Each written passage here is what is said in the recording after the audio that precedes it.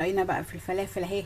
بعد ما خلصنا وقلينا العجينه اهي، لفيناها حطيناها في اكياس وقفلنا عليها اهي. شايفين الكمون والكزبره والملح واحنا بنقليها. تمام. يلا كل سنه وانتم طيبين. السلام عليكم ورحمه الله وبركاته. هنجيب نص كيلو فول مدشوش، وطبعا انقيه كويس واغسله كويس واروح نقعاه من بالليل للصبح على قد ما تقدروا. لازم تكون الفوله طريه خالص معانا كده. تمام. ادي نص كيلو الفول. هنا بصلتين صغيرين وثلاث اربع فصوص توم مفرومين، وعندي هنا ربطه كرات وربطه كزبره. بس لا سوري، بقدونس. مفيش كزبره. الكزبره بتسود العجينه، فانا جبت البقدونس والكرات بس. وهعبلكوا برضو في الخلاط عشان تشوفوا برضو الطريقه هتبقى عامله ازاي. بسم الله الرحمن الرحيم. اهي نص كوبايه الميه دي مش هحط غيرها، هحطها واصفيها واخدها تاني، احطها واصفيها واخدها تاني، واحطها اهي كلها اهي. ريحه الفلافل والله طلعت قبل ما اعمل فيها اي حاجه. هضرب ده في الخلاط، وهضرب ده واوريكم العجينه شكلها ايه. نشوف خطوه بخطوه مع بعض. اهو بنص كوبايه الميه، ولسه هصفيه وهسيبه بعد كده ينزل الميه اللي هو خدها اهو. بصوا، هسيبه بقى في المصفى كده يصفي ميته على مدى. ونزلت ميتها اهي. بصوا شايفين الميه قد ايه؟ ده غير الميه اهي في الكوبايه اهي. كل ده بنص كوبايه ميه. شايفين نص كوبايه الميه اهي، وبقيتها اهي ولسه بتنزل فيها.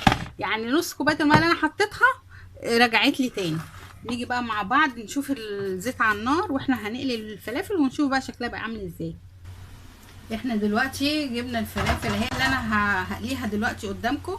حطيت عليها رشه ملح، وادي معلقه بيكربونات صغيره، وعليها معلقه كزبره ناشفه، وعليها معلقه كمون ناشف حسب الكميه اللي هتقليها.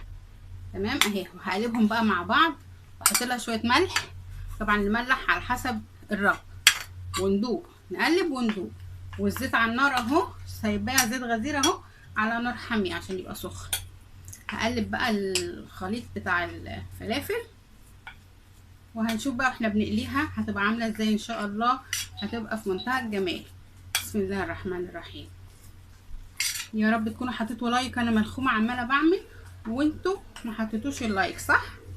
يا رب تكونوا افتكرتوا حطيتوه. واللي ناسا ووصل معايا للمرحله دي يحط لايك يا ريت لو سمحتوا، عشان خاطر التعب اللي انا تعبته ده اعرف ان انا اللي عملته عجبكم. بصوا بقى دلوقتي انا الزيت سخن خالص كده واخر جمال. هنروح واخدين نعمل الفلافل. ناخد حته عجينه كده، نحاول كده نفردها. شايفين ما شاء الله عليها العجينه ماسكه نفسها ازاي؟ شايفين؟ وناخد السمسم نحطه على الوش كده. بسم الله الرحمن الرحيم. انا بحبها رفيعه، اللي بيحبها تخينه اهي براحتكم. بصوا ما شاء الله عليها ما شاء الله عليها. اللي عاوزها بقى محشيه ياخد حته عجينه كبيره شويه كده، يفتحها من النص. والحشو بتاعتها اللي هي الهريسه اللي بنعملها بتنجان اللي بنملحها او الطماطم اهي، فلفل احمر وتوم وملح والهريسه اللي احنا متعودين عليها. ونقفل الفلفلايه عليها كده العجينه اهي. وبرده بنفس الطريقه هنروح حاطين لها السمسم. بصوا الجمال ما شاء الله عليها لو اكبر.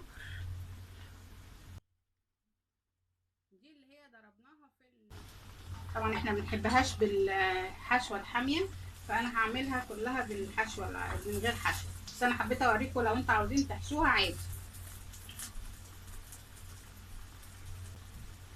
اهو. بنص كيلو فول مدشوش بس، وربطه الكرات وربطه البقدونس، وخلاص على كده.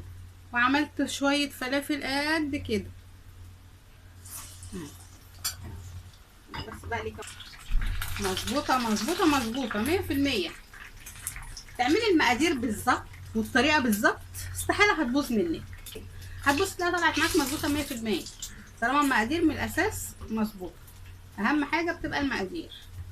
تمشي خطوه خطوه على الخطوات هتلاقي كل حاجه طلعت معاكي زي الفل. بصوا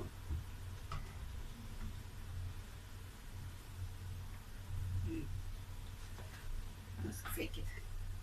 وبكده يكون الفيديو خلص، ويا رب يكون الفلافل عجبتكم الطريقة بتاعتها وتعملوها وتحطوا لايك، وان شاء الله اشوفكم فيديو جديد، والسلام عليكم ورحمة الله وبركاته.